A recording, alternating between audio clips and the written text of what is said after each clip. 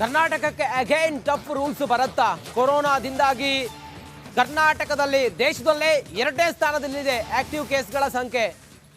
ಹೀಗಿರುವಾಗ ಕರ್ನಾಟಕಕ್ಕೆ ಈ ಹೊಸ ವರ್ಷಾಚರಣೆ ಮತ್ತೆ ಕ್ರಿಸ್ಮಸ್ ಸಮಯದಲ್ಲಿ ಜನ ಮೈ ಮರೀತಾರೆ ಅನ್ನೋ ಕಾರಣಕ್ಕೋಸ್ಕರ ಟಫ್ ರೂಲ್ಸ್ ಏನಾದರೂ ಬರುತ್ತಾ? ರಾಜ್ಯದಲ್ಲಿ ಕೊರೋನಾ ಪಾಸಿಟಿವಿಟಿ ರೇಟ್ ಜಾಸ್ತಿ ಆಗ್ತಾ ಇದೆ. ಬೆಂಗಳೂರಿನಲ್ಲಿ ನ್ಯೂ ಇಯರ್ ಸೆಲೆಬ್ರೇಷನ್ಗೆ ಖಡಕ್ ರೂಲ್ಸ್ ಅನ್ನ ಸರ್ಕಾರ ಜಾರಿಗೆ ತರುತ್ತಾ? ಡಿಸೆಂಬರ್ 27ನೇ ತಾರೀಕು ಕೊರೋನಾ ಸಭೆಯಲ್ಲಿ ಇದು ತೀರ್ಮಾನ ಆಗುವಂತ ಸಾಧ್ಯತೆ ಇದೆ. ಅದರಲ್ಲೂ ಕೂಡ ಬೆಂಗಳೂರಿನಲ್ಲಿ ಹೊಸ ವರ್ಷಾಚರಣೆಯ ಸಂಭ್ರಮ ಜೋರಾಗಿರುತ್ತೆ. ಹೀಗಾಗಿ ಜನ ಮೈಮರೆತು ಒಂದು ವೇಳೆ ಈ ಕೊರೋನಾ ಸಮುದಾಯಕ್ಕೆ ಹರಡಿದ್ದೇ ಆದರೆ ಮತ್ತೆ ಡೇ ಬೈ ಡೇ ಕಂಟ್ರೋಲ್ ಮಾಡೋದಕ್ಕೆ ಆಗೋದಿಲ್ಲ. ಮತ್ತೆ ಸರಿಯಾದಂಥ ವ್ಯವಸ್ಥೆ ಮತ್ತೊಂದು ಎಲ್ಲವನ್ನೂ ಕೂಡ ಮಾಡ್ಕೋಬೇಕಾಗತ್ತೆ.